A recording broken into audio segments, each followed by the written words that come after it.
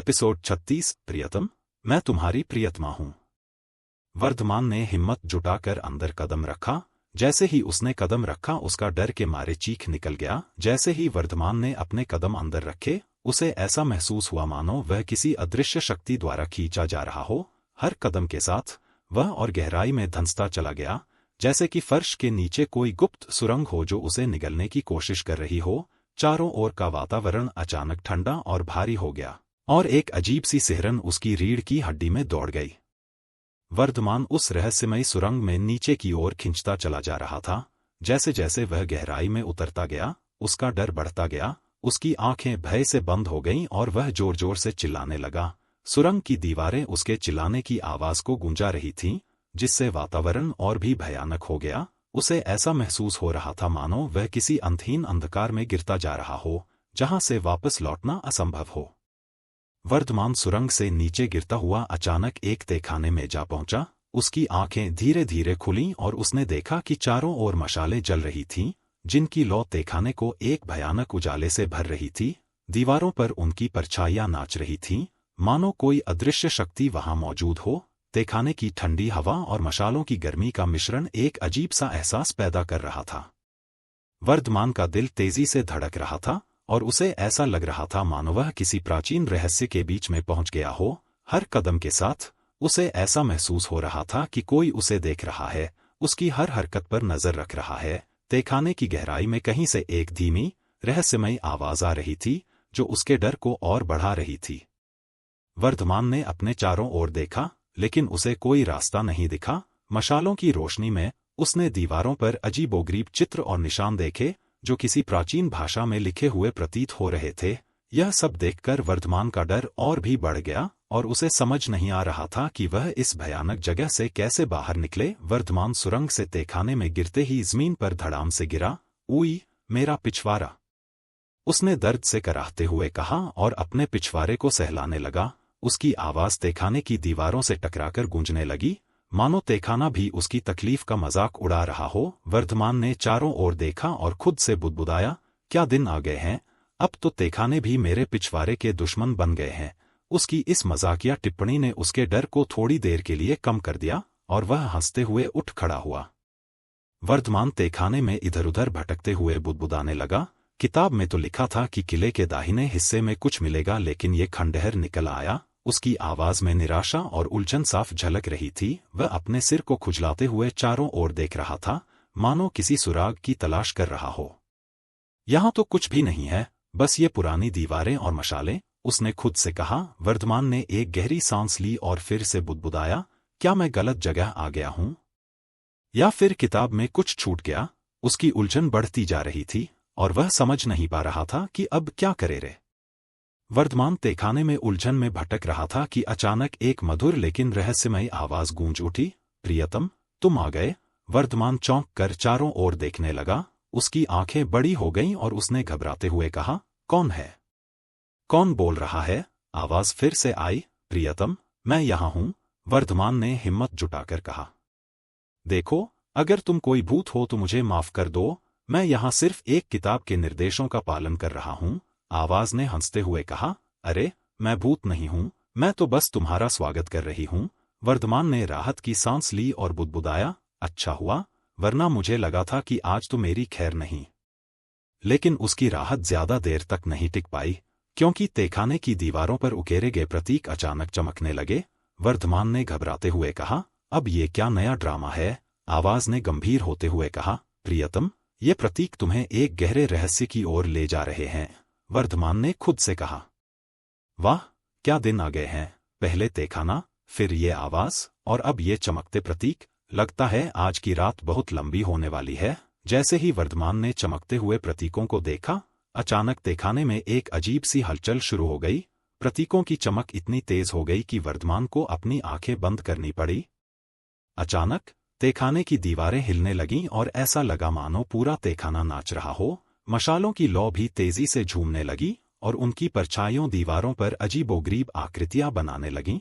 वर्धमान का दिल तेजी से धड़कने लगा और उसे लगा कि वह किसी भयानक तूफान के बीच में फंस गया है।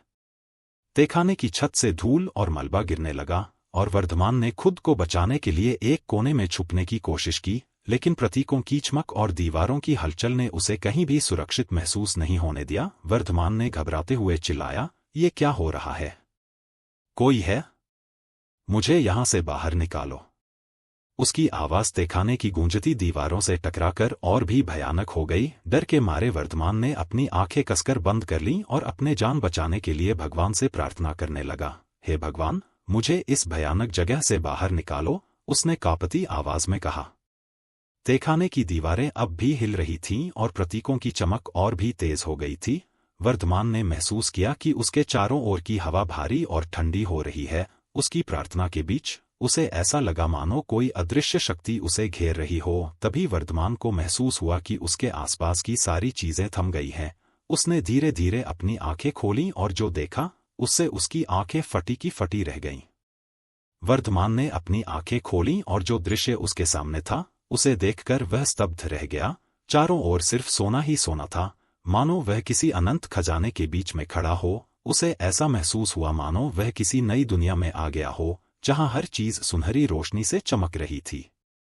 तहखाने की दीवारें सोने की परतों से ढकी हुई थीं और जमीन पर कीमती गहने और वस्तुएं बिखरी पड़ी थीं। हीरे, मोती और न जाने कितने अनमोल रत्न चारों ओर बिखरे हुए थे। वर्धमान ने अपने चारों ओर देखा और उसकी आंखें चमक उठीं। उसने खुद से बुदबुदाया, यह क्या है? क्या मैं किसी सपने में हूं? उसकी आवाज तहखाने की गूंजती दीवारों से टकराकर वापस आई, जिससे माहौल और भी रहस्यमय हो गया। वर्धमान ने एक कदम आगे बढ़ाया और जमीन पर पड़े एक कीमती हार को उठाया। उसकी चमक और वजन ने उसे यकीन दिलाया कि यह सब असली है। उसने चारों ओर देखा और कहा, यह खजाना यहाँ कैसे आया? और मुझे यहाँ क्यों लाया गया है? वर्धमान चारों ओर बिखरे खजाने को देख ही रहा था कि अचानक वही मधुर लेकिन रहस्यमयी आवाज फिर से गूंज उठी। प्रियतम, यह सब तुम्हारा ही है। वर्धमान ने चौंक कर चारों ओर देखा, लेकिन उसे कोई दिखाई नहीं दिया। उसकी आंखों में उलझन और उत्सुकता दोनों झलक रही थीं। उसने धीरे से कहा, कौन हो तुम? और यह सब क्या है? प्रियतम, यह सब तुम्हारा धन है और मैं तुम्हारी प्रियतमा हूं। वर्धमान के सवाल पर वही मधुर लेकिन रहस्यमयी आवाज फिर से गूंज उठी। वर्धमान ने चौंक कर कहा, क्या?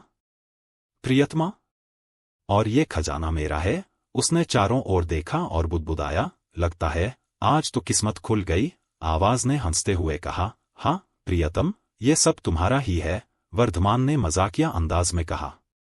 वाह, क्या बात है! पहले तो तहखाने में गिरा, फिर ये चमकते प्रतीक, और अब ये खजाना और प्रियतमा।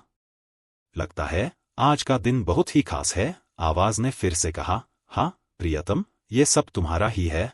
वर्धमान ने हंसते हुए कहा, ठीक है प्रियतमा जी, अब तो मुझे यकीन हो गया कि मैं किसी सपने में हूं, लेकिन अगर ये सपना है तो मैं इसे कभी खत्म नहीं होने दूंगा। उसकी इस मजाकिया टिप्पणी ने माहौल को थोड़ा हल्का कर दिया और वर्धमान ने हिम्मत जुटाई और तहखाने के रहस्यों को सुलझाने की ठान ली। जबकि चारों ओर की सुनहरी रोशनी और कीमती वस्तुएं उसकी हर हरकत पर नजर रखे हुए थीं, वर्धमान ने अचानक एक विचार के साथ जोर से कहा, लेकिन प्रियतमा जी, मैं आपका प्रियतम कैसे हो सकता हूं? मैं तो पहले से ही शादीशुदा हूं, और अगर मेरी पत्नी को इन सब के बारे में पता चला तो वो मुझे बहुत मारेगी। तहखाने में एक पल के लिए सन्नाटा छा गया, फिर वहीं रहस्यमयी आवाज हंसते हुए गूंज उठी, अरे प्रियतम, तुम तो बहुत मजाकिया हो, लेकिन चिंता मत करो, मैं तुम्हारी पत्नी को कुछ नहीं बताऊंगी। वर्धमान ने राहत की सांस ली और मजाकिया अंदाज में कहा, ठीक है प्रियतमा जी, लेकिन अगर मेरी पत्नी को पता चला तो मुझे इस खजाने से भी नहीं बचाया जा सकेगा। वर्धमान वापस से थोड़ा सा शरारती अंदाज में कहा, वैसे प्रियतमा जी, आप देखती कैसी हो?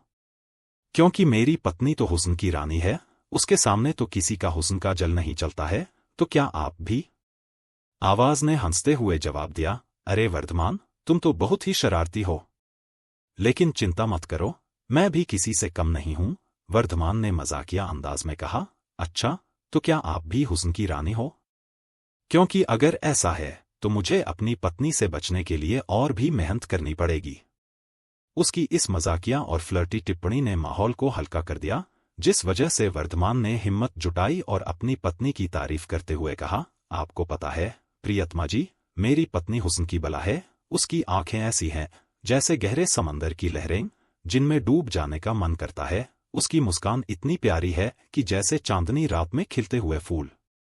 वर्धमान ने आगे कहा, उसके बाल काले रेशम जैसे हैं, जो हवा में लहराते हैं तो ऐसा लगता है मानो रात का अंधेरा भी उसकी खूबसूरती के आगे फीका पड़ गया हो। उसकी त्वचा इतनी मुलायम और चमकदार है कि जैसे किसी देवी का आशीर्वाद हो, वर्धमान ने मुस्कुराते हुए कहा। और उसकी आवाज सुनकर ऐसा लगता है मानो कोयल की मधुर तान सुन रहे हों। उसकी हर अदा में एक खास बात है जो उसे सबसे अलग और खास बनाती है। आवाज ने हंसते हुए कहा, वाह वर्धमान, तुम्हारी पत्नी वाकई बहुत खूबसूरत है। तुम्हारी बातें सुनकर मुझे भी उससे मिलने का मन कर रहा है। वर्धमान ने मजाकिया अंदाज में कहा, ठीक है प्रियतमा जी, लेकिन अगर मेरी पत्नी ने आपको देखा तो उसे भी यकीन हो जाएगा कि मैं कितनी मुश्किल में हूं।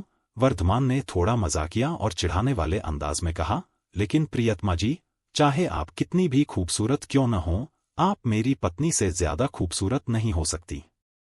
जैसे ही वर्धमान ने अपनी बात खत्म की वैसे ही पूरे तहखाने के अंदर उस औरत की चीख गूंज उठी। चारों ओर की जमीन हिलने लगी मानो भूकंप आ गया हो। अब क्या होगा आगे? कौन है वो औरत? क्यों वर्धमान ऐसी बातें कर रहा? आखिर क्या है वर्धमान का मकसद? एपिसोड 37, प्रियतम आओ मेरे पास आओ। जैसे ही वर्धमान ने अपनी बात खत्म की वैसे ही पूरे तहखाने के अंदर उस औरत की चीख गूंज उठी।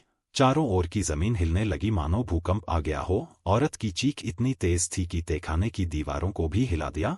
वर्धमान के आसपास की जमीन भी अचानक से हिलने लगी मानो भूकंप आ गया हो। देखते ही देखते वो सोने से लदा हुआ तहखाना अब किसी खंडहर में तब्दील हो गया था। सारे खाजने मानो कहीं गायब हो गया हो। तभी उस खंडहर नुमा तहखाने में किसी की गुस्सेल आवाज सुनाई देती है, तुम्हारी हिम्मत कैसे हुई? अरे प्रियतमा जी, वर्धमान बोलता है, आप गुस्सा क्यों होती हैं? उस रहस्यमय औरत की चिल्लाने की आवाज सुन वर्धमान कहता है। लेकिन वर्धमान की इन चिकनी चुपड़ी बातों पर उस रहस्यमय औरत पर कोई असर नहीं हुआ, क्योंकि अचानक से तहखाने के हवा में बदलाव आ गया था। वातावरण में अजीब सी भारीपन आ गया था, मानो कुछ अदृश्य शक्ति वहां पर आ रही हो। मशालें हिलने लगीं, जैसे वो इस शक्ति के प्रकोप से डर रही हों। दीवारें भूकंप के भांति हिल रही थीं और नीचे बिखरे हुए पत्ते अब हवा में उड़ने लग गए थे। और तभी वहां पर एक बवंडर दिखने शुरू हो गए। बवंडर बहुत ही ज्यादा भयानक था, क्योंकि बवंडर के अंदर एक औरत की छाया दिखाई जा रही थी, जहां पर उस औरत के आंखें लाल और चमकीली थीं, जैसे वो खून की प्यासी हों। उसके दांत लंबे और तेज थे और वो अचानक उस औरत की ओर बढ़ने लगा। अपने सामने के भयानक मंजर को देख वर्धमान के मुंह से अनायास ही निकल पड़ा, कर्ण पिशाचिनी। वर्धमान को इस तरह से अचंभे में जाना जायज भी था, क्योंकि सामने मायावी दुनिया कोई आम प्राणी नहीं खड़ा था, लेकिन एक ऐसी प्राणी थी जिसके साधना से कोई भी व्यक्ति अपने आने वाले काल के बारे में जाना जाता है। कहा जाता है, जिस प्रकार देवी देवता अच्छे कार्य करने के लिए माने जाते हैं, ठीक उसी प्रकार कर्ण पिशाचिनी बुरे कार्य करने के लिए मानी जाती हैं। जिस प्रकार देवी देवता उनके लोक में रहते हैं, बिल्कुल उसी प्रकार ये भी उनके लोक यानी कि अंधतल के देवता होते हैं, जो शापित होने के बाद कर्ण पिशाचिनी बन जाते हैं। ऐसा माना जाता है कि कर्ण पिशाचिनी शापित देवी देवता होते हैं, जिन्हें किसी के द्वारा श्राप मिलता है और वह कर्ण पिशाचिनी बन जाते हैं। जिस प्रकार देवताओं को पाने के लिए मनुष्य भक्ति करती हैं, देवताओं का पूजा पाठ करते हैं, उसी प्रकार कर्ण पिशाचिनी को पाने के लिए मायावी दुनिया के साधक तांत्रिक क्रियाएं करते हैं। ऐसा माना जाता है कि जो व्यक्ति कर्ण पिशाचिनी शक्ति को प्राप्त कर लेता है, वह व्यक्ति सभी के भूतकाल, वर्तमान काल और भविष्यकाल को जानने में सक्षम हो जाता है। कर्ण पिशाचिनी शक्ति पाने के बाद व्यक्ति अपने आप को आत्मविश्वास से भरा हुआ महसूस करता है। यह एक ऐसी मायावी शक्ति है जिससे मनुष्य की इच्छा शक्ति पूर्ण होती। वर्धमान कर्ण पिशाचिनी के दर्शन से अचंभे में थे। उसे अब कहीं न कहीं लग रहा था कि रहस्यमय किताब के दूसरे भाग की रक्षा के लिए हर्षवर्धन जी ने कुछ कर सकता हो। हाँ, मैं कर्ण पिशाचिनी हूँ। कर्णिक, तुम्हारी हिम्मत कैसे हुई यहाँ आने की? उसकी आवाज में गुस्सा और आक्रोश था। लेकिन इतने भयावह अवस्था में वर्धमान कुछ ऐसी प्रतिक्रिया देता है जिसे देख कर्ण पिशाचिनी कर्णिका भी अचंभे में रह गई। अरे प्रियतमा जी, आप आखिर में आ ही गए, वर्धमान ने कर्ण पिशाचिनी कर्णिक को चिढ़ाते हुए कहा। इतना कह वर्धमान खिलखिला के हंसने लगा मानो वो कर्णिका को मजाक उड़ा रहा हो।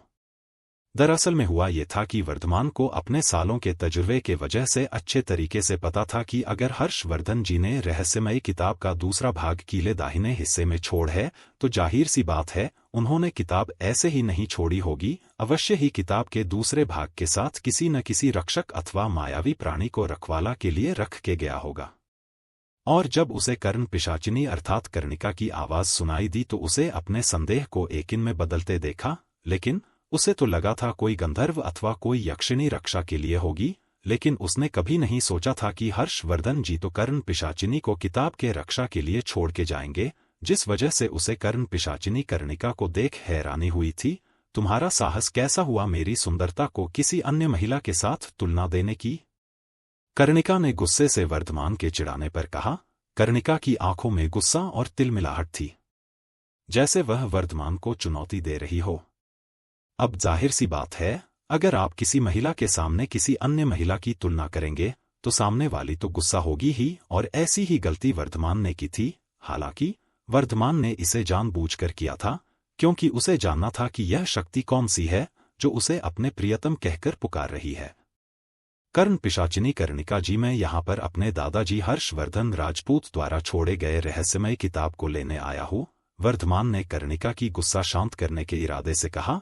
वर्धमान के आवाज में एक विनम्रता और साहस की भाव था। यही वर्धमान थोड़ी देर पहले डर के मारे थर थर कर कांप रहा था।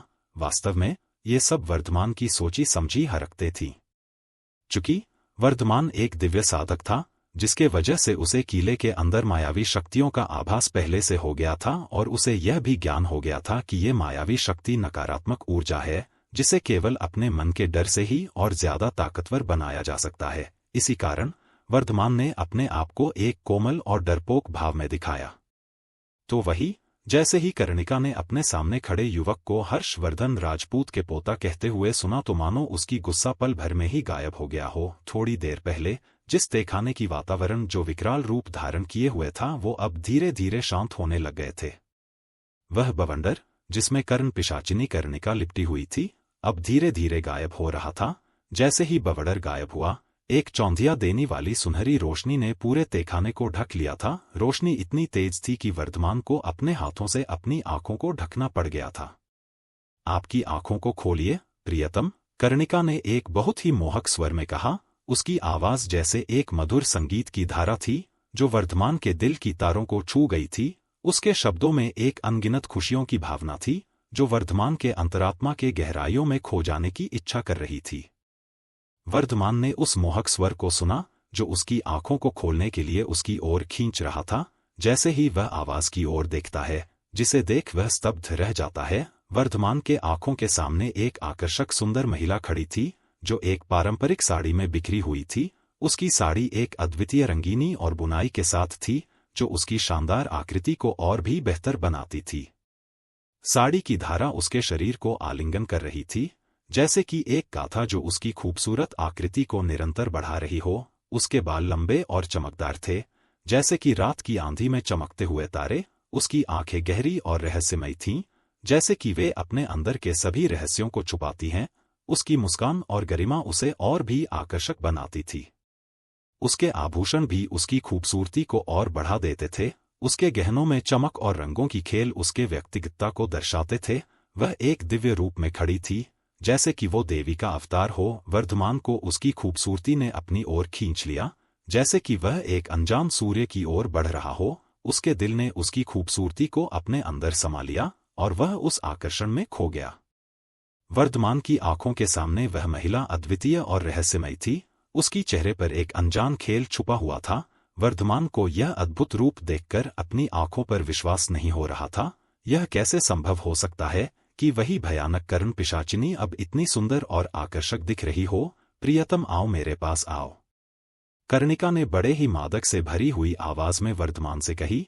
कर्णिका की आवाज में एक अद्वितीय रूप थी। उसकी आंखों में उसकी आकर्षण और उसकी वाणी में जादू थी, जैसे कि चांद की किरणें रात की अंधेरी गोद में खिल रही हों। वह वर्धमान के सामने आकर बोली, तुम्हारी आवाज में जादू है वर्धमान, तुम मेरे दिल की धड़कन हो। उसकी बातों में रहस्य है, जो उसे अपनी असली रूप में खोने की ओर खींच रहा था।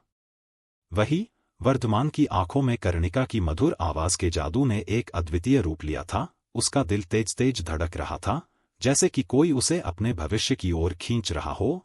वर्धमान की आंखों में कर्णिका की छाया घुस गई थी, जैसे कि वह उसके मायाजाल में फंस गया हो। उसकी वाणी में जादू था, जो उसे अपनी असली रूप में खोने की ओर खींच रहा था। वर्धमान के दिल की धड़कनें उसकी आकर्षण की ओर बढ़ रही थी, जैसे कि वह कर्णिका के वश में हो गया हो। वर्धमान और कर्णिका की बातचीत रात के अंधेरे में बढ़ती गई। उनकी आंखों में एक दूसरे की खोज और जानने की उत्कट इच्छा थी। वर्धमान ने कर्णिका से पूछा, तुम्हारे पास ऐसा क्या है जो मुझे अपनी ओर खींच रहा है? कर्णिका ने एक गहरे आवाज में कहा, मैं एक कर्ण पिशाचिनी हूँ वर्धमान, मेरे पास अनगिनत रहस्य हैं जो तुम्हें भी अपनी ओर खींच सकते हैं। वर्धमान की आंखों में उसकी आकर्षण की ओर बढ़ते हुए उसने कहा, कर्णिका, तुम मेरी कर्ण पिशाचिनी हो, मैं तुम्हारे वश में हूँ। वर्धमान के चेहरे पर किसी भी तरह के भाव नहीं थे, मानो वो कर्ण पिशाचिनी के वश में आ गया था। वर्धमान किसी बुत की तरह कर्णिका के ओर बढ़ने लगा। उसे देख ऐसा लग रहा था कि वो कर्णिका के हाथों के कठपुतली हो। एक तरफ जहां वर्धमान कर्णिका के ओर अपने कदमे बढ़ा रहा था, तो वही दूसरी ओर रणावत हवेली की अंधेरी गलियों में विक्रम रणावत अपनी साधना में लीन थे। उनकी आंखों में अद्वितीय चमक थी, जैसे कि वो अपने आत्मा की गहराइयों में खो गए हों। उनके हाथों में एक पुरानी पुस्तक थी, जिसके पन्ने बर्फ की तरह ठंडे थे। वे उस पुस्तक के शब्दों में खो जाते और अपनी आत्मा की ऊंचाइयों की खोज में निकलते। विक्रम की साधना ने उन्हें एक अद्वितीय शक्ति की ओर खींच लिया था, जो उन्हें रहस्यमयी जगहों की ओर ले जा रही थी। विक्रम साधन में इतने लीन थी, उन्हें पता ही नहीं चलता है कि कब उस गली से एक काला छाया गुजर जाता है। वो काला छाया उस अंधेरी गलियों से होते हुए घर के सदस्य के कमरे के ओर आगे बढ़ने लग जाता है।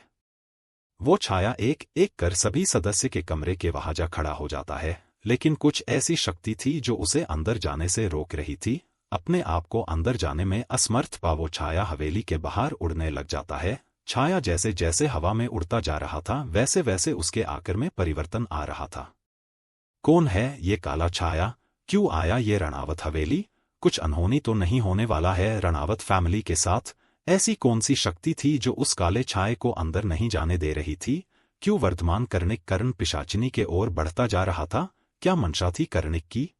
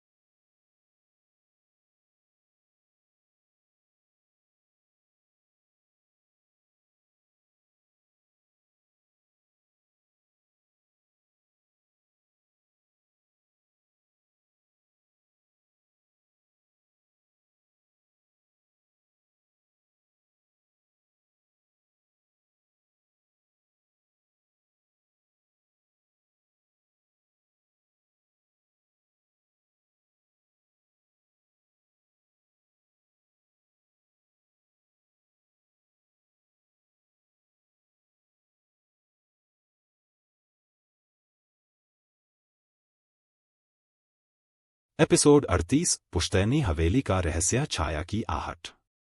वो छाया एक एक कर सभी सदस्य के कमरे के वहां जा खड़ा हो जाता है, लेकिन कुछ ऐसी शक्ति थी जो उसे अंदर जाने से रोक रही थी। अपने आप को अंदर जाने में असमर्थ पा वो छाया हवेली के बाहर उड़ने लग जाता है। छाया जैसे जैसे हवा में उड़ता जा रहा था, वैसे वैसे उसके आकार में परिवर्तन आ रहा था।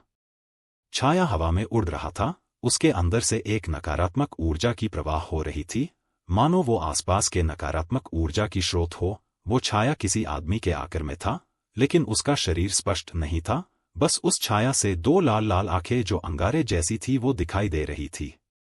उसकी आंखों में जलती हुई आग की तरह कुछ अद्भुत था। वे दोनों आंखें अद्वितीय रूप से चमक रही थीं, जैसे वो जीवित चिराग हों। उनमें एक अजीब सी शांति थी जो देखने वाले को अच्छी तरह से अचेत कर देती थी। उसकी आंखों की चमक से किसी के भी रूह को भी छू ले सकता था। वो अद्वितीय थी, जैसे वो इस संसार के बाहर की कोई अन्य शक्ति हो। उसके आंखों में जलती हुई आग की तरह कुछ अद्भुत था। उस काले छाये के अंदर से एक तेज नकारात्मक ऊर्जा निकल रही थी। वो छाया अपनी लाल लाल आंखों से हवेली की विभिन्न खिड़कियों के पीछे झांक रही थी, मानो वो वहां कुछ खोज रही हो। उसके आंखों में उस विशाल हवेली की हर कोना छिपी हुई थी। देखते ही देखते उस काले छाये के आंखों में एक कमरा उभरने लग गई थी। कमरे की दीवारें अद्भुत रूप से चमक रही थीं, जैसे कि वे जीवित हो गई हों। उनमें अलग अलग चित्र थे। एक दीवार पर वृक्षों की छायाएं थीं, दूसरी दीवार पर तारों की झलकें दिख रही थीं, और तीसरी दीवार पर एक अजीब सा पुराना दरवाजा था। छाया ने धीरे धीरे उस कमरे की ओर बढ़ने का निश्चय किया। जैसे ही वह दरवाजे की ओर बढ़ी, उसे ऐसा महसूस हुआ मानो कुछ ऊर्जा है जो उसे कमरे के उस ओर जाने से रोक रही है। उसने देखा जैसे ही वो अपने रुख को कमरे के ओर करती है, कमरे के दरवाजे में अजीब सी हलचल होने लग गई थी, मानो कोई जोर जोर से दरवाजे को पीट रहा हो। छाया के दरवाजे के ओर आगे बढ़ते ही वातावरण में अचानक से बदलाव आ गए थे। वातावरण पहले से भारी हो गए थे। धीरे धीरे वो काल छाया दरवाजे के पास पहुंच रही थी। एक तरफ काला छाया अपने मंजिल के ओर बढ़ रही थी, तो वही दूसरी ओर विक्रम रणावत जो ध्यान में मग्न थे, वो अचानक से अपने ध्यान से उठ जाते हैं, मानो किसी अदृश्य शक्ति ने उनके ध्यान को रोक दिया हो। ये कैसे हो सकता है? विक्रम रणावत आश्चर्य के साथ कहते हैं। उनके चेहरे पर गुस्से के भाव साफ साफ झलक रहे थे। उनकी आश्चर्यचकित आवाज छाया की ओर बढ़ी। वो छाया दरवाजे के पास पहुंच रही थी, और विक्रम अचानक से अपने ध्यान से उठ गए, मानो किसी अदृश्य शक्ति ने उनके ध्यान को रोक दिया हो। विक्रम रणावत ने अपने शक्तियों का इस्तेमाल कर एक पल में ही छाया के वहां पहुंच गए। उनके पहुंचते ही छाया ने उनके ओर देखा। छाया की लाल लाल आंखों में अद्वितीय शक्ति की चमक थी। विक्रम के अचानक से वहां पहुंचने से वो छाया थोड़ी देर के लिए ठहर गई, फिर उसने धीरे से दरवाजे की ओर बढ़ना शुरू किया। दरवाजे के पीछे एक अजीब सी रोशनी थी, जैसे कि वहां कुछ अन्य दुनिया की ओर जाने का मार्ग हो, लेकिन छाया उसके आगे जा नहीं पाया, क्योंकि विक्रम रणावत ने अपनी ताकतों का इस्तेमाल कर छाया के पास धावा बोल दिया। छाया ने अपनी आंखों में और भी अद्वितीय चमक दिखाई, जैसे वो छाया विक्रम के आकर में घुस रही हो। विक्रम की ताकतों का प्रभाव छाया पर नहीं पड़ा। विक्रम ने अपनी आंखों में आश्चर्य देखा। छाया की आंखों में अब वही अद्वितीय शक्ति की चमक थी जो उसके आकर में थी। विक्रम के दिल में एक अजीब सी भयानक भावना उभर आई। छाया ने विक्रम की ओर बढ़ा, और विक्रम ने अपनी ताकतों का इस्तेमाल कर उसके ऊपर हमला किया। छाया ने अपने आकर को विक्रम की ओर बढ़ाया, और विक्रम को अचानक एक अद्भुत शक्ति की गिरफ्त में ले लिया। विक्रम रणावत ने अपनी ताकतों की असमर्थता को महसूस किया, और वह छाया के आकर में घुस गया। छाया ने अपनी आंखों में विक्रम रणावत आत्मा को देखा, जो अब उसके आकर में थी, लेकिन विक्रम रणावत ने अपने ताकतों को एकत्रित कर छाया के आत्मा को अपने शरीर के अंदर समाहित कर दिया, जिस वजह से दोनों के ही आत्मा की अदला बदली हो चुकी थी। विक्रम ने अपनी ताकतों का इस्तेमाल कर छाया को अपने शरीर में बंद कर दिया। छाया अब विक्रम रणावत शरीर में था, और विक्रम की आत्मा उस छाया आकर में बंद थी। विक्रम और छाया के आत्माएं एक दूसरे के साथ जूझ रही थीं। उनके ऊर्जा में अंतर होने के कारण उनके शरीरों को बहुत हानि पहुंच रही थी। तभी वहां एक सफेद रोशनी की परत फैल गई। यह अद्भुत घटना उनके बीच के रहस्य को और भी गहराई से खोलने की ओर बढ़ा दी। वही सफेद रोशनी ने वातावरण में एक अद्भुत बदलाव लाया। चारों ओर शांति की वातावरण फैल गई, जैसे कोई तूफान आने का संकेत दे रहा हो। उसी सन्नाटे को चिरते हुए विक्रम रणावत के शरीर के ऊपर एक लोटा पानी कहीं से आ गिरता है। जैसे ही पानी शरीर को स्पर्श होता है, विक्रम रणावत के अंदर जाई हुई काले छाये की आत्मा चीखने चिल्लाने लगती है। उसे देख ऐसा लग रहा था मानो वो करुण पीड़ा में हो। अपने इस करुण पीड़ा को दूर करने के लिए जिस तरह से अपने ताकतों के इस्तेमाल से एक दूसरे के शरीर को बदला था, ठीक उसी प्रकार से वापस अदला बदली होती है। जैसे ही विक्रम रणावत की आत्मा उनके शरीर के अंदर प्रवेश करती है, वैसे ही उन्हें महसूस होता है किसी ने उनके शरीर के ऊपर गंगा जल छिड़का है, और गंगा जल के पवित्रता के लिए ही उन्हें उनका शरीर वापस मिल चुका है। नहीं तो आज छाया के इस माया जाल में फंसे रहते। अपने चारों ओर के सकारात्मक ऊर्जा को देख वो समझ जाते हैं कि यह ऊर्जा ईशा की है। ईशा के उपस्थिति के अनुभव मात्र से उनके दिल को राहत मिलता है, क्योंकि उन्हें जो छाया रणावत हवेली के अंदर प्रवेश कर चुका है, वो छाया कोई मामूली छाया तो नहीं है। इसी बीच ईशा भी कहीं से उड़ती हुई उनके सामने आ जाती है। ईशा को देखते ही उस काले छाये के गहरे लाल आंखें और ज्यादा गहरे हो गए थे, मानो वो ईशा को मौत के घाट उतार देना चाहते हो। ईशा भी अपने वहां आने से एकटक उस काले छाये को ही देखे जा रही थी। दोनों के बीच ही एक अनकहा सा जंग छिड़ चुका था। दोनों के ही आंखों में एक दूसरे के लिए गुस्सा देखा जा सकता था। तुम निषिद्ध पुस्तक क्यों ढूंढ रही हो? ईशा ने काले छाया के ओर देखते हुए कहा। ईशा की आवाज जलते हुए कागज की तरह थी, लेकिन उस काले छाये ने ईशा के सवालों पर अपना कोई भी प्रतिक्रिया नहीं दिखाई। उल्टा वो जोर जोर से गुर्रा रहा था, मानो वो ईशा की मजाक बना रहा था। वे दोनों ही एक दूसरे के चारों ओर से घूर रहे थे। काले छाये के उत्तर न देने से ईशा और ज्यादा चीड़ गई थी, जिस वजह से देखते ही देखते दोनों के तत्विक शक्तियों का मुकाबला होना शुरू हो गया था। ईशा ने अपने हाथों से आग की लपटें निकली जो जमीन को छूते ही जलती हुई उस छाये के ओर आगे बढ़ने लग गई थी। आग को देख काली छाया दूर हो गई। उसकी छाया वहां के दीवारों में मिल गई। वह ईशा के पीछे आ गई। उसकी स्पर्श ठंडी थी। तुम्हारी आग मुझे नहीं जला सकती, काली छाया ने चुनौती दी। काले छाये को चुनौती देते देख ईशा ने अपनी शक्ति को एक तूफानी लहर की तरह घुमाया, जिससे कमरे में एक खतरनाक शोर मच गया। उसकी ऊर्जा ने काले छाये को एक शक्तिशाली झटका दिया और उसे कोने में धकेल दिया। विक्रम रणावत अपनी पोती को अकेले लड़ते हुए देखकर ने भी अपनी ताकत को पूरी तरह से उपयोग में लाया। उन्होंने अपनी बाहुबल और साधना की शक्ति को जुटाकर काले छाये पर बेतहाशा हमला किया। उनके प्राचीन युद्ध कौशल और सहस्त्रास्त्र चक्र के ज्ञान ने छाया को कमजोर करने में महत्वपूर्ण भूमिका निभाई। दोनों ने अपनी ताकतों का चरम इस्तेमाल करते हुए काले छाये के हर हमले का जवाब दिया। छाया की आक्रामकता को रोकने के लिए दोनों की ऊर्जा मिलकर एक सशक्त प्रतिरोध बना रही थी। उनका संकल्प और सहयोग छाया को धीरे धीरे खत्म करने में मदद कर रहा था। जैसे ही छाया की ताकत कम होने लगी, उसने आकाश में विलीन होते हुए अदृश्य होने की कोशिश की, लेकिन ईशा और विक्रम ने मिलकर उसकी अंतिम कड़ी को तोड़ दिया। उनकी पूरी ताकत और संलिप्तता ने छाया को हवा में विलीन कर दिया। जैसे ही छाया पूरी तरह से गायब हो गई, कमरे के अंदर से आ रही नकारात्मक ऊर्जा भी अचानक गायब हो गई। एक सुकून की लहर ने पूरे कमरे को घेर लिया। अब कमरे में केवल शांति और ठंडक का एहसास था। ईशा और विक्रम एक दूसरे को देख रहे थे। उनकी आंखों में जीत और थकावट की झलक थी। विक्रम ने एक लंबी सांस ली और कहा, तुम्हारी शक्ति और संकल्प ने आज हमें बचाया। मैं बहुत गर्वित हूँ, ईशा ने मुस्कुराते हुए जवाब दिया। हमने मिलकर इस बुराई को हराया है, लेकिन यह केवल शुरुआत है। हमें यह सुनिश्चित करना होगा कि ऐसी छायाएं भविष्य में भी हमारे रास्ते में न आए। विक्रम ने सिर झुकाकर सहमति दी और कहा, सही कहा तुमने। हम दोनों मिलकर इस दुनिया को सुरक्षित बनाएंगे, लेकिन पहले हमें आराम की जरूरत है। वे दोनों ही अपने अपने कमरे के ओर जाने लग गए थे। तो वही पुश्तैनी के किले के अंदर वर्धमान ने कर्णिका को अपने गले से कसकर लपेट लिया था। उसकी गर्म सांसें कर्णिका की गर्दन पर महसूस हो रही थीं। कर्णिका ने अपनी छोटी सी उंगलियों से वर्धमान के बालों को सहलाया और उसकी आंखों में एक रहस्यमयी चमक थी। कर्णिका ने धीरे से कहा, प्रियतम, आपको पता है, आपके साथ होने पर मुझे ऐसा लगता है जैसे मैं एक जादुई दुनिया में आ गई हूँ। वर्धमान ने हल्की मुस्कान के साथ जवाब दिया, मुझे भी ऐसा ही महसूस होता है। तुम्हारी आंखों में एक ऐसी खास बात है जैसे मैं उनमें खो जाता हूँ। कर्णिका ने अपनी अंगुलियां वर्धमान की ठोड़ी पर रखीं और उसकी आंखों में गहराई से झांकते हुए बोली, आपके नजरों में प्रियतम जैसे कोई सम्मोहक जादू है। जब भी मैं आपकी आंखों में देखती हूँ, मुझे लगता है जैसे मैं किसी रहस्यमयी सपने में खो जाती हूँ। वर्धमान ने उसकी बातों को महसूस करते हुए, कर्णिका, तुम्हारे साथ रहने से मैं खुद को एक नए रूप में देखता हूँ। तुमसे मिलकर मुझे एक अजीब सा सुकून मिलता है। कर्णिका ने धीरे से उसकी बाहों को और कस लिया। उसकी आवाज में एक मृदुता थी।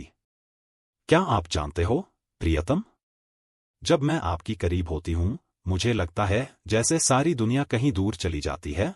वर्धमान ने उसकी बातों का असर महसूस किया, जैसे वह उसके शब्दों और स्पर्शों के जादू में पूरी तरह खो गया हो। उसने धीरे से कहा, मैं भी यही महसूस करता हूँ कर्णिका, तुम्हारे साथ सब कुछ एक सुंदर सपने जैसा लगता है।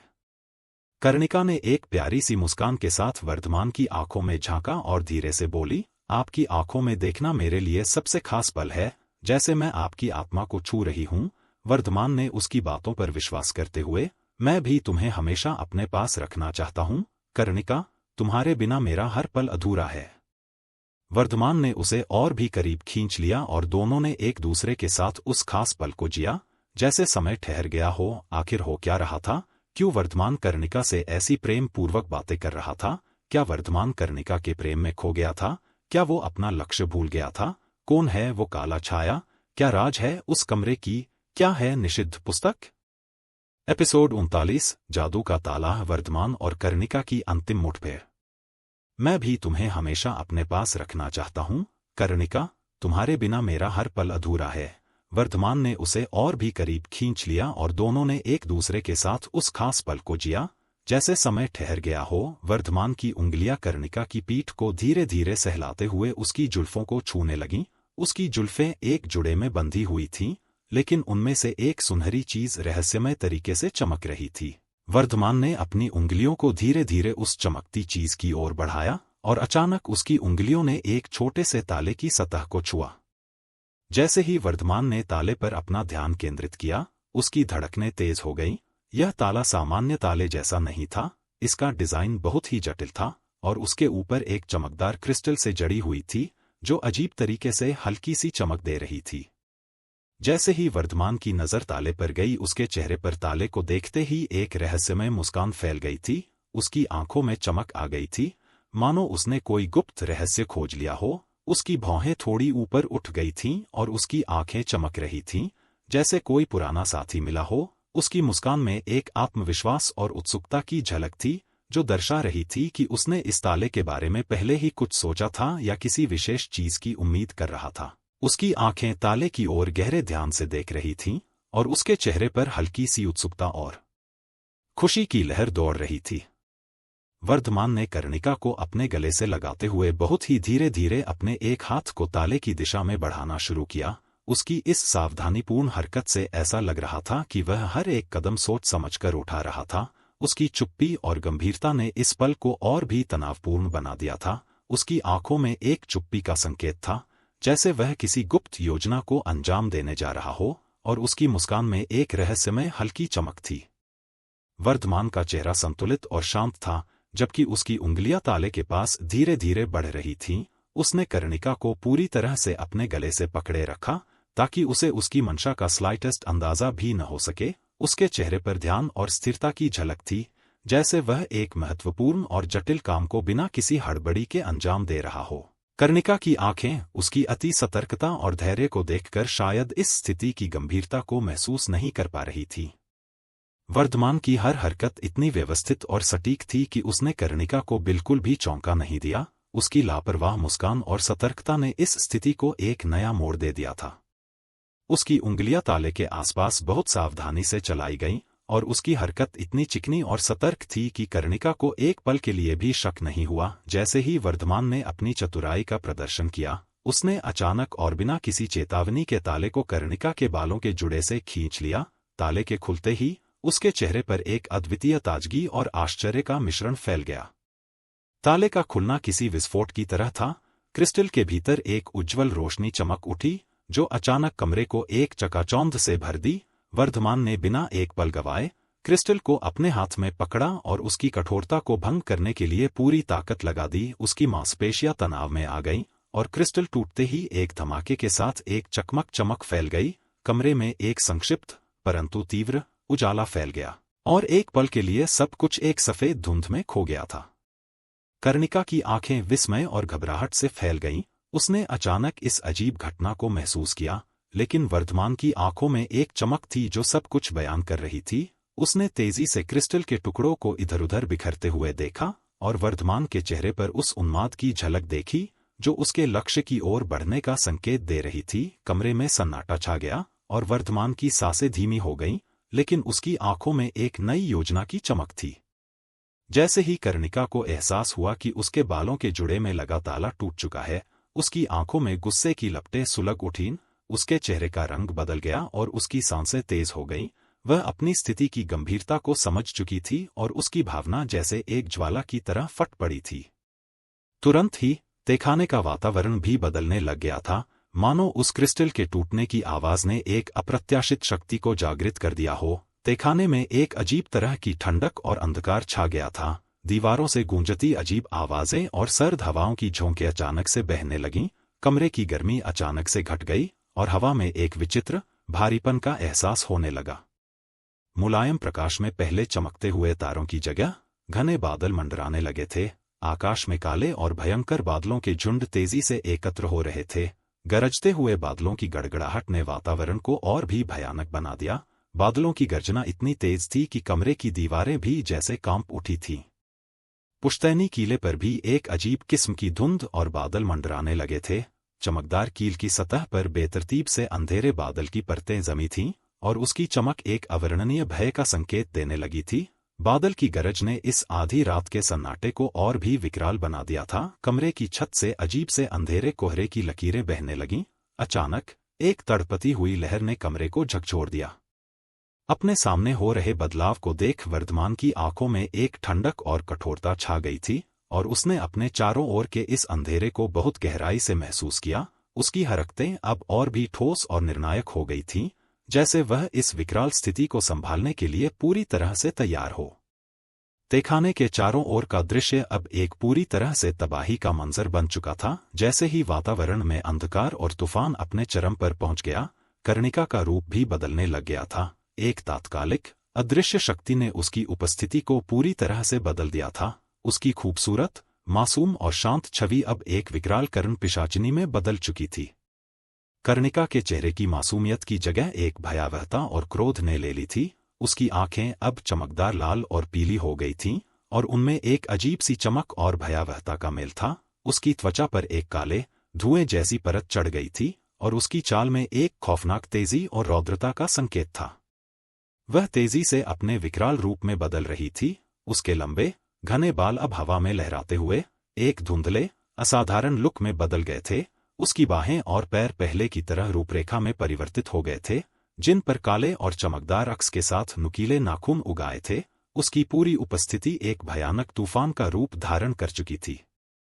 कमरे में अंधेरे और सर्द हवा का असर उसकी शक्ति को और भी बढ़ा रहा था। उसकी हर सांस के साथ कमरे में एक गहरा थरथराहट पैदा हो रही थी। बादलों की गर्जना और चमकदार आकाशीय बिजली ने उसकी असली रूप की भयावहता को और बढ़ा दिया था। कर्णिका की पिशाचिनी हंसी ने कमरे की दीवारों को गुंजायमान कर दिया था। यह हंसी एक अजीब सी, खौफनाक और विकृत स्वर में थी, जैसे किसी कालातीत दानव की आवाज हो। उसकी आंखों में एक गहरी चमक थी जो चारों ओर के अंधकार को और भी गहरा बना रही थी। वर्धमान ने इस परिवर्तन को निहारा और उसकी आंखों में एक घबराहट की झलक थी, लेकिन उसने अपने आप को संभाले रखा। उसने तेजी से और कुशलता से स्थिति को संभालने का प्रयास किया। वह जानता था कि इस विकराल रूप की कर्णिका को नियंत्रित करना अब और भी कठिन हो जाएगा। कमरे का माहौल पूरी तरह से बदल चुका था। कर्णिका की पिशाचिनी उपस्थिति ने कमरे में एक बवंडर सा उत्पन्न कर दिया था। तो वही top of form, bottom of Karnika जो अब अपने असली कर्ण पिशाचिनी के रूप में आ चुकी थी। उसकी आंखें जलती हुई चमक के साथ वर्धमान को घूर रही थीं। उसके चेहरे पर गुस्से का एक विकराल चेहरा फैल गया था। उसकी आवाज में एक अजीब सी गहराई और धमकी थी, जैसे वह किसी असीमित शक्ति के दरवाजे को खोलने पर विवश हो गई हो। तुम्हारी हिम्मत कैसी हुई मेरे ताले को तोड़ने की? कर्णिका की आवाज में एक भयानक गर्जना थी। शब्दों में इतना क्रोध और तुच्छता थी कि जैसे यह वर्धमान की हर एक कोशिका को भेद रही हो। उसकी आवाज हर कोने में गूंज रही थी और कमरे की दीवारें भी जैसे उसकी ध्वनि के दबाव से झूल रही थीं। उसकी बात करते समय उसकी हड्डियां और मांसपेशियां एक विकराल और डरावने रूप में बदल गईं। उसकी त्वचा पर एक काला धुंध सा फैल गया था और उसकी आंखों में चमकती हुई आग की लपटें हर शब्द को और भी गहरा बना रही थीं। उसकी अंगुलियां नुकीली हो गई थीं और उसके नाखून मानो धारदार चाकू की तरह चमक रहे थे। उसकी मुंह की ओर से निकली हवा एक ठंडी और सर्द लहर जैसी थी जो कमरे में और भी भयावहता का एहसास करा रही थी। उसकी हंसी में एक खौफनाक खनक थी जो वर्धमान के दिल की धड़कन को तेज कर रही थी। तुम्हारे जैसे मामूली इंसान को यह समझ में नहीं आएगा कि जो ताले मैंने बनाए हैं वे सिर्फ एक साधारण सुरक्षा नहीं बल्कि एक शक्ति की छवि हैं। कर्णिका का क्रोध उस समय पूरी तरह से उसके शरीर में समा गया था। उसके गुस्से का हर शब्द और हावभाव उसकी पिशाचिनी शक्ति की गहराई और दैत्यत्व को दर्शा रहा था। कमरे का वातावरण अब पूरी तरह से उसकी दानवी शक्ति से अभिभूत था। कर्णिका की पिशाचिनी दहाड़ के बीच वर्धमान ने अजीब तरह की ठहाके की आवाज के साथ हंसते हुए कहा, ओह अच्छा प्रियतमा जी। उसकी हंसी में एक ऐसी मजेदार चर्पिंग थी जैसे वह किसी हास्य फिल्म का प्रमुख अभिनेता हो और उसने एक सबसे बड़ी कॉमेडी सिचुएशन का सामना किया हो। उसकी हंसी के दौरान उसकी आंखों में एक चमक थी जो पूरी तरह से उसकी हंसमुखता को उजागर कर रही थी। वर्धमान ने खुद को अजीब तरीके से संभालते हुए पूरी तरह से निश्चिंत और आरामदायक अंदाज में कर्णिका के विकराल रूप को देखा। उसके हंसी में एक मजेदार अदा था, जैसे उसने एक अजीब मजेदार मोड़ ले लिया हो। वो ऐसे ही हंसते हुए दोबारा बोला, देखिए, आपकी ताले की ताकत के बारे में तो मुझे समझ में आ गया है, लेकिन क्या आप मुझे यह बताएंगी कि आपके गुस्से की गारंटी क्या है? उसकी इस टिप्पणी ने कर्णिका को और भी चिढ़ा दिया, लेकिन वर्धमान का हंसता चेहरा और उसके बिना परवाह की मुद्रा ने पूरे तहखाने में एक हल्की सी हंसी और राहत की लहर दौड़ा दी थी। वह अपनी हंसी को थामते हुए वापिस से बोला, लगता है मुझे आपके इस भयानक रूप के सामने एक हंसी का चांस लेना चाहिए। वैसे इतनी सारी ऊर्जा को देखकर मुझे तो लग रहा है कि आप अब एक शानदार टेलीविजन शो के लिए तैयार हो। वर्धमान की हंसी और उसकी हल्की फुल्की बातें इस विकराल परिस्थिति में भी एक प्रकार की हास्य की लहर ला रही थीं। उसने कर्णिका की गुस्से भरी नजर को नजरअंदाज करते हुए अपनी मजेदार अदा को बरकरार रखा, जैसे वह इस अजीब स्थिति को एक चुटकुला समझता हो। वर्धमान के ऐसी प्रतिक्रिया को देख कर्णिका की आंखों में गुस्से की चिंगारी फैल गई थी। वर्धमान के मजाक और उसकी हंसी ने उसे इतना चिढ़ा दिया था कि उसकी धैर्य की सीमा टूट गई। उसकी पीठ पर तने हुए मांसपेशियों और उसकी आंखों की चमक ने संकेत दिया कि अब वह एक गंभीर स्थिति का सामना कर रही थी। वर्धमान की हंसी में एक नकारात्मक असर था, जिसने कर्णिका के क्रोध को और भी भड़काया था। उसने अपने हाथों को एक अजीब किस्म की ऊर्जा से भर लिया। उसकी उंगलियों से एक चमकदार आग का गोला उत्पन्न हुआ, जो पल भर में उसकी पूरी ताकत और गुस्से को संजोए हुए था। वर्धमान की हंसी के बीच में अचानक कर्णिका ने उस आग के गोले को उसकी दिशा में फेंक दिया।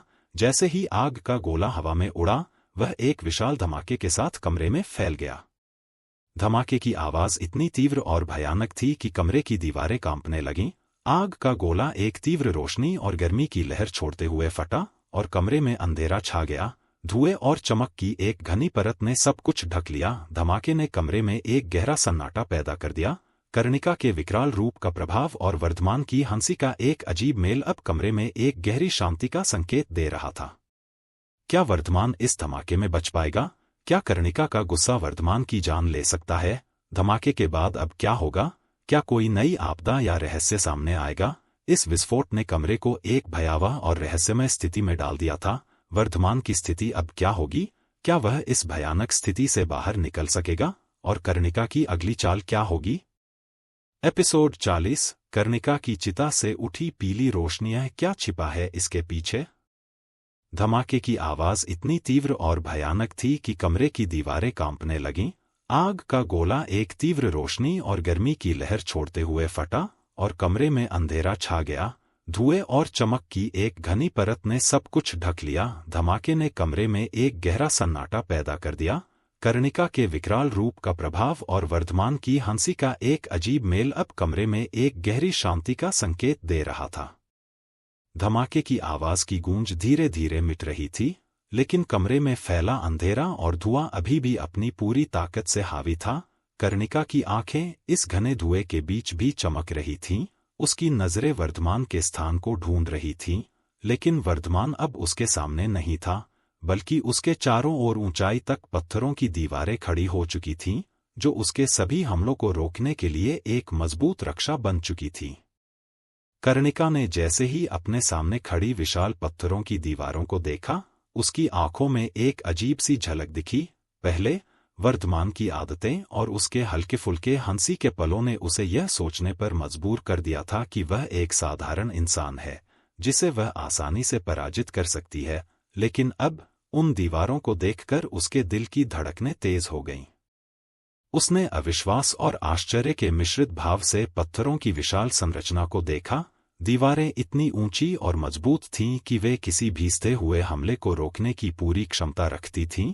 हर एक पत्थर की सतह पर गहरी दरारें और अनगिनत रेखाएं थीं, जो उनके अडिग होने की कहानी सुना रही थीं। कर्णिका की आंखें चौड़ी हो गईं और उसकी चेहरे की चमक फीकी पड़ गई। उसकी आंखें जैसे पत्थरों की दीवारों के हर एक हिस्से को स्कैन कर रही थीं, यह समझने की कोशिश में कि इतने छोटे से आदमी ने इतनी विशाल और प्रभावशाली रक्षा कैसे बनाई। उसकी मांसपेशियां एक झटका खा गई, जैसे उसकी पूरी दुनिया अचानक पलट गई हो। वर्धमान का असली स्वरूप सामने आ चुका था और कर्णिका की आंखों में अब एक अनहोनी की भयावहता देखी जा सकती थी। उसकी सोच के विपरीत वर्धमान अब एक साधारण इंसान नहीं, बल्कि एक शक्तिशाली और दिमागी रूप से कुशल योद्धा साबित हो रहा था। कर्णिका की आशंका अब वास्तविकता में बदल चुकी थी। वह जानती थी कि इस नई जानकारी के साथ उसे न केवल अपनी शक्ति बल्कि अपनी रणनीति भी पूरी तरह से बदलनी होगी। वर्धमान की वास्तविक ताकत ने उसे चकित कर दिया था और अब वह अपने खिलाफ एक अधिक कठिन और खतरनाक प्रतिकूलता का सामना कर रही थी। देखते ही देखते पत्थरों की दीवारें अचानक से गायब हो गईं, जैसे किसी जादूगर के हाथों से कोई खिलाड़ी अपने ट्रिक को पूरा कर रहा हो। कर्णिका की आंखें अब दीवारों की जगह एक नए दृश्य को देखने लगी। वर्धमान, जो पहले चट्टानों के पीछे छुपा हुआ था, अब सीधे उसके सामने खड़ा था। वर्धमान ने अपने हाथ हवा में लहराए और एक नाटकीय अंदाज में मुस्कराया। उसकी हंसी, जो पहले कर्णिका के दिमाग में गूंज रही थी, अब एक हल्के फुल्के और बेतुके अंदाज में बाहर आ रही थी। उसकी मुस्कान इतनी आत्मसंतुष्ट थी कि जैसे उसने किसी टेलीविजन शो का फाइनल जीत लिया हो। माफ करना, मेरे ड्रामा से परेशान हो गए? वर्धमान ने मजाकिया अंदाज में कहा।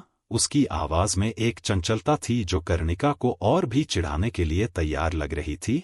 मैंने सोचा कि थोड़ा सा थिएटर अच्छा रहेगा। पत्थर की दीवारें तो बस एक साइड शो थी, असल मजा तो अभी शुरू हुआ है। उसने अपने हाथों से एक शो स्टॉप की मुद्रा बनाई और हवा में लहराते हुए बोला, पेश है वर्धमान का लाइव शो, बिना इंटरवल के। उसकी हंसी ने कमरे में एक नई हलचल भर दी, जो कर्णिका की तनावपूर्ण स्थिति को और भी हास्यास्पद बना रही थी। तुमने तो मुझे एक साधारण इंसान समझा, वर्धमान ने हंसते हुए कहा, पर अब तो देखो मैं कितनी बड़ी चीज बन चुका हूं। क्या तुमने कभी सोचा था कि तुम्हें एक हिप्पी स्टाइल शोमैन का सामना करना पड़ेगा? वर्धमान की हंसी और मजाक ने एक पल के लिए कमरे के तनाव को तोड़ दिया। कर्णिका ने अपने आश्चर्य और गुस्से को छुपाते हुए एक नीरस मुस्कान के साथ कहा, तुम्हारे नाटकीयता का सामना करने के लिए मुझे अब अपनी पूरी शक्ति लगानी पड़ेगी, मेरे प्रियतम। वर्धमान ने एक झपकी भरी मुस्कान के साथ कहा, ओह वाकई? तो फिर तैयार हो जाओ, यह शो अभी खत्म नहीं हुआ है। वही, वर्धमान की मुस्कान अचानक गायब हो गई और उसकी आंखें अब गंभीरता से भर गईं। उसकी हंसी की लहरें एक पल के लिए ठहर गईं और अब उसकी नजरें कर्णिका के चेहरे पर गहराई से टिकी थीं। उसने एक गहरी सांस ली और अपनी आवाज को गंभीरता के साथ जारी किया, वैसे सच कहूं कर्णिका जी, आपको क्या लगा था कि आपके पास जो किताब है उसे लेने कोई आम इंसान आएगा? वर्धमान की आवाज में एक ठंडक और एक गहराई थी, जो कमरे के वातावरण को तुरंत बदलकर गंभीरता की ओर ले गई। उसकी आंखें अब एक दृढ़ और अडिग चमक दिखा रही थीं, जैसे वह किसी महत्वपूर्ण और खतरनाक सच का खुलासा कर रहा हो। असल में हुआ ये था कि ब्रह्मादेव के अंश होने के वजह से वर्धमान को इस ब्रह्मांड की समस्त ज्ञान है, लेकिन कम स्तर के होने के वजह से उसे अपने ज्ञान का पीटरा नहीं खुल सका। परंतु जब वो मूलाधार चक्र पहुंच गया तो उसे अपने ज्ञान सीमा से थोड़ा सा ज्ञान हासिल हुआ था, जिस वजह उसे अपने ध्यान क्रिया में यह चल गया था कि यहाँ पर कर्ण पिशाचिनी असल में ब्रह्मादेव के अंश होने के कारण उसके भीतर ब्रह्मांड के समस्त ज्ञान का एक विशाल भंडार था। हालांकि उसकी कम शक्ति स्तर की अवस्था के कारण वह अपने ज्ञान के असीम विस्तार को पूरी तरह से उपयोग में नहीं ला पा रहा था। वर्धमान का ज्ञान एक तरह से संलग्न था, जैसे एक विशाल पुस्तकालय का दरवाजा जिसे केवल चाबी से खोला जा सकता है। उसके ज्ञान की परतें उसे उस समय तक पूरी तरह से उजागर नहीं हो पाईं जब तक उसने अपने मूलाधार चक्र को प्रबुद्ध नहीं किया। जब वह उस रहस्यमय और अदृश्य ऊर्जा केंद्र तक पहुंचा तो उसकी आत्मा ने एक नई जागरूकता प्राप्त की, जिससे वह ब्रह्मांड के गहरे रहस्यों के कुछ अंश समझने लगा। जिस वजह से अपने ध्यान साधना के दौरान उसकी चेतना ने एक अदृश्य किवाड़ खोला, एक ऐसा किवाड़ जो मरे हुए वर्धमान के पूर्वजों द्वारा छोड़े गए रहस्यों और ज्ञान के संग्रह तक पहुंचने का मार्ग प्रदान करता था। उसे वहां पर ही राजा हर्षवर्धन राजपूत द्वारा छोड़े गए किताब का रहस्य के बारे पता चला।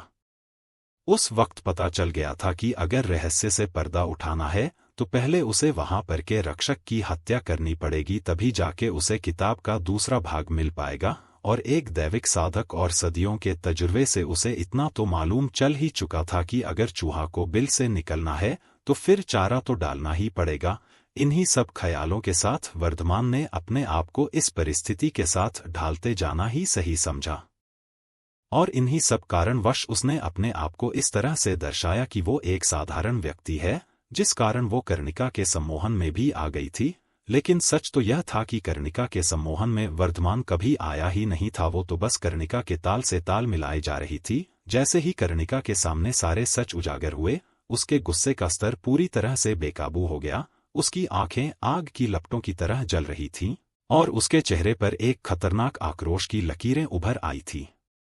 वर्धमान ने उसकी क्रोधित आंखों को देखा और समझ गया कि यह लड़ाई अब सिर्फ शक्ति का सवाल नहीं रह गई थी, बल्कि यह एक अस्तित्व की लड़ाई बन चुकी थी।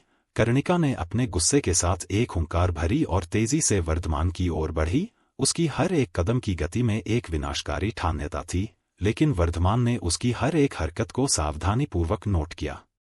आगे बढ़ने से पहले वर्धमान ने अपने दाहिने हाथ की हथेली को अपने पैंट के अंदर से निकाला और एक चमकदार खंजर को निकाल लिया। उसकी आंखों में एक गंभीरता और एक अजीब सी शांति थी, जैसे वह जानता था कि अब उसे अपनी अगली चाल खेलनी होगी। उसने खंजर को अपनी हथेली में घुमाया और अचानक उसे एक धारदार काट के साथ अपने हाथ को काट डाला। खून की धार सीधे जमीन पर गिरने लगी, और साथ ही एक अजीब सी ध्वनि फैल गई, जैसे कि खून की बूंदें जमीन पर गिरकर क्रिस्टल की सतह को छू रही थीं। जैसे ही वर्धमान का खून क्रिस्टल की सतह पर गीला हुआ, अचानक से एक अनहोनी घटना घटित होने लगी। क्रिस्टल पर बिखरे खून ने एक रहस्यमय और भयानक प्रतिक्रिया को उत्पन्न किया। अचानक क्रिस्टल की सतह पर एक चमकदार लहर फैलने लगी, और उसके भीतर से एक भयावह ऊर्जा का प्रवाह उत्पन्न हुआ। कर्णिका ने इस अजीब सी ऊर्जा की तीव्रता को महसूस किया, और उसकी चीखें और चिल्लाहटें अब कमरे के चारों ओर गूंजने लगीं। उसकी पूरी देह में एक खौफनाक आग भड़क उठी, जैसे उसकी त्वचा पर कोई जलती हुई लपटें सवार हो गई हों। हर एक अंग, हर एक मांसपेशी में भयंकर दर्द और जलन की लहर दौड़ रही थी।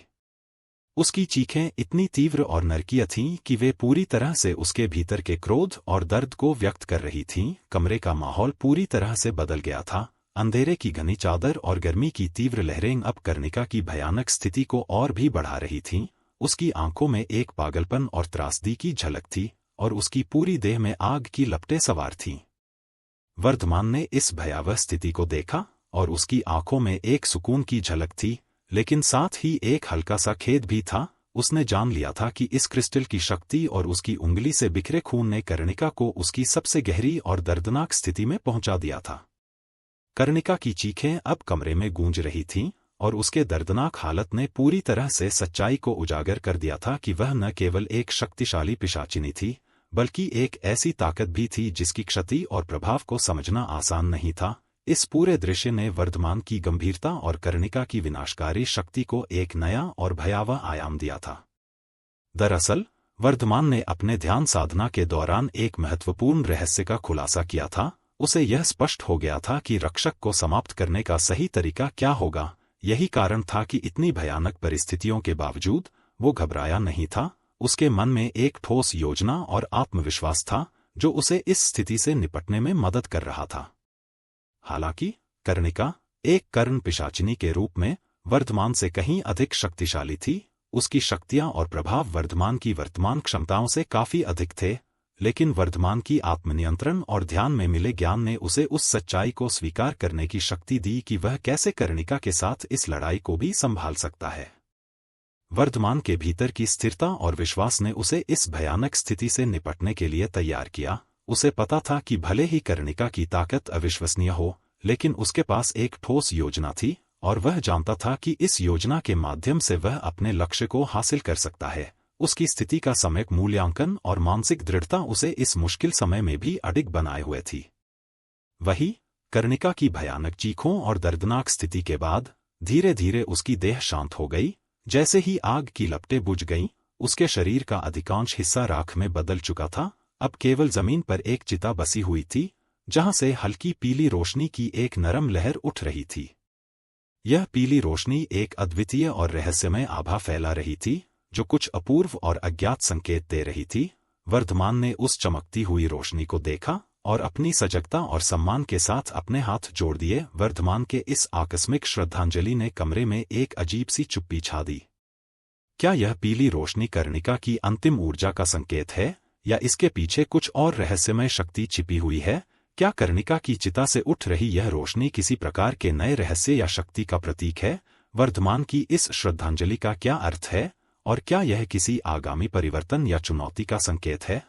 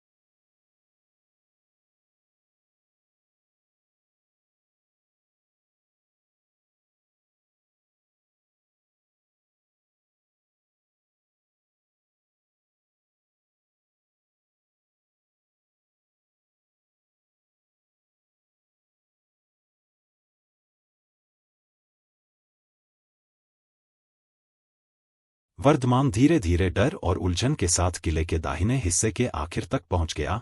वहां उसे एक बड़ा सा दीवार नजर आया, जो बाकी हिस्सों से अलग और रहस्यमयी लग रहा था। दीवार पर काई और बेलें चढ़ी हुई थीं, और उसकी सतह पर अजीबोगरीब निशान बने हुए थे, मानो किसी ने जानबूझकर उन्हें उकेरा हो। जैसे ही वर्धमान दीवार के पास पहुंचा, उसे एक ठंडी हवा का झोंका महसूस हुआ, जो उसकी रीढ़ की हड्डी में सिहरन पैदा कर गया। उसने अपने मोबाइल की रोशनी दीवार पर डाली और देखा कि वहां एक पुराना दरवाजा था, जो आधा खुला हुआ था।